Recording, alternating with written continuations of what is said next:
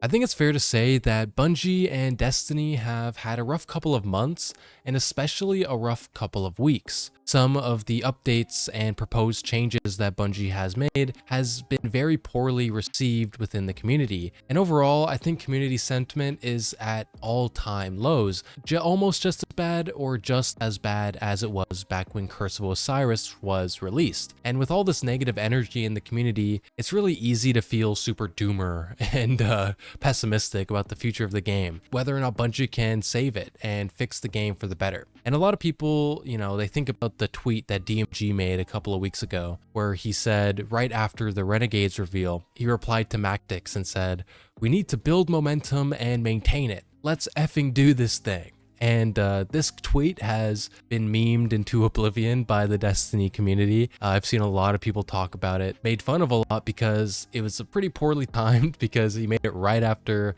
Ash and Iron came out. And let's just say Ash and Iron has not been well received by the community. But DMG did today make a reply to this tweet where he said, "It sucks we've been unable to build positive momentum. Too many bumps in the road and missteps. I truly believe we are beginning to shift and head in the right direction. Roadmap to come, and I hope it helps us to rebuild trust as we move towards Renegades and beyond. Much love." And I think if Bungie really does want to build this positive momentum, rebuild community sentiment for the better, there's a few things they need to do, and as soon as possible, to actually improve the game and improve the community. I think there are 3 things that can be done that I'm going to be going over today in this video. But first, my name is Donkey and welcome back to another YouTube video. I'm trying to hit 1,000 subscribers by the end of the year, so if you enjoy this video, I would greatly appreciate it if you hit the subscribe button below, but let's get into the discussion. So the first thing I think Bungie really needs to focus on is both progression and the way we interact with the game itself. So with the release of Edge of Fate, Bungie introduced the portal, and overall it's been received with mixed feedback. I think a lot of people have praised the portal as this way to interact with the game, get into activities really quickly and easily, customize it how you want, and just get into all these different activities fast. And I think that's what the portal does best. When you use it as this kind of quick play menu where you don't have to go through all these convoluted destination tabs in order to find the specific activity you want to play. But the negative that comes with this is Bungie has almost replaced the entire game with the portal. And as a result, the only way we interact with the game is through the portal. And they've done this by limiting power progression and gear progression through the portal. The only way to increase your power level is through the portal. The only way to get high-tiered gear is through the portal. To get new gear is through the portal. And this is where the portal really struggles to keep players engaged because it feels like that's not what the portal was built for. It was built to be this quick play menu. And I think what Bungie needs to do is bring the scope of the game out a little bit. Return to Destiny's roots, right? And allow the bread and butter Destiny, like the destinations tab, to actually be useful again. I think the best way they can do this is by opening up power progression to the entirety of the game. If somebody wants to go to a destination and run in patrol and power level that way, I think they should be able to do that. And I think if someone wants to run some dungeons and raids that aren't in the portal, they should be able to progress their power that way. This is some of the best content Bungie and Destiny has ever produced. And I think by almost soft sunsetting these activities, by not including them in the power progression, is really suffocating the game. As of right now, we're spending a lot of time in solo ops and in specific pinnacle ops, but we're not exploring the greater depth of the game.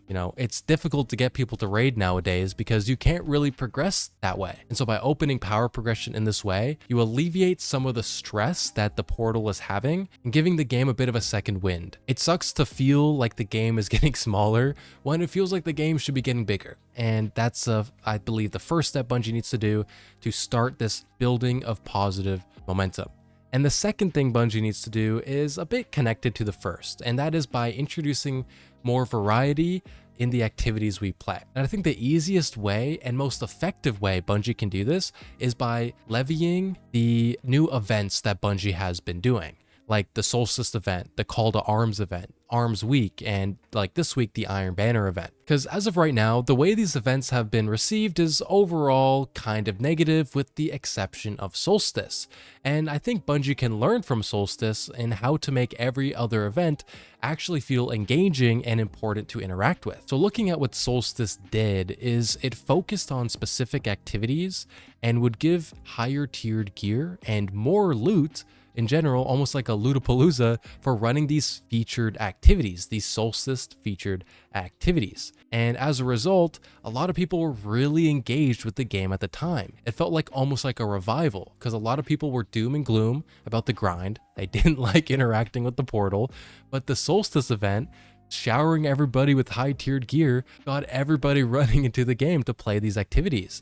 And it would be, somewhat fun because, the featured activity would change every single day. And so you were running these different activities you weren't running before. I found myself launching into them and playing different things that the game had to offer. And I think Bungie can learn from this and do the same thing with all these different activities. So for example, last week with the Call to Arms event, when the Reclaim activity was the featured activity where we were supposed to be getting this specific loot and gear from this event, what they should have done was do what they did with Solstice by allowed all the gear from these featured activities to be higher tier, to be almost like a lootapalooza, shower us with high tiered loot, push us into these brand new activities. I didn't run a lot of Reclaim during the events. I'm still not running a lot of Reclaim right now. And that's because I didn't feel any real incentive to play these activities. As players of this game, as players of looter shooters, what incentivizes us is loot. If Bungie really wants us to engage and have a variety of different activities to play, I think these events can do a really good job at funneling us into different content every single week by having these almost featured activities be lootapaloozas. Shower us in this high tier gear, shower us in this new loot by funneling us into these new activities. Because as of right now, there's no real reason to run Reclaim, even when the Call to Arms event was a thing. And so that's another change Bungie should do going forward, because it's almost every week now that we have a new event. And so if they can do this to funnel us into new stuff, that would be a win for me. And then third, the final thing that Bungie can do to really help build momentum is by changing how they interact with the community as a whole, because the way they do it right now feels a little bit outdated compared to how other companies interact with their communities. Within the past couple of TWABs, Bungie has introduced new changes they want to come to the game, and then based on community feedback, has reversed or changed what they were going to do. And overall, this has created an environment that is very confusing and difficult to keep track of in terms of what's actually coming to the game and what isn't. When Bungie produces a change, is that going to stay in the game, or are they going to change their mind a couple of weeks down the road? Overall, this flip-flopping back and forth between proposed changes and reversing these changes has made it feel as though Bungie doesn't really know what the community wants, because a lot of the changes they've introduced have been received pretty negatively by the community. And I think a first step, something new Bungie could do, is introduce almost like a polling feature where Bungie could say, here's a proposed change we want to do, community, go and vote on it. Or here's a couple of things we're thinking about adding, vote on which change you want to prioritize first, right? Stuff like that to gauge community feedback directly. Games like RuneScape do this. They have community polls where they say, here's a change, vote on it. Do you want it? Do you not want it? Right? And this is a way the community can directly influence the way the direction is going in a way the community actually wants it and actually wants to engage with this game.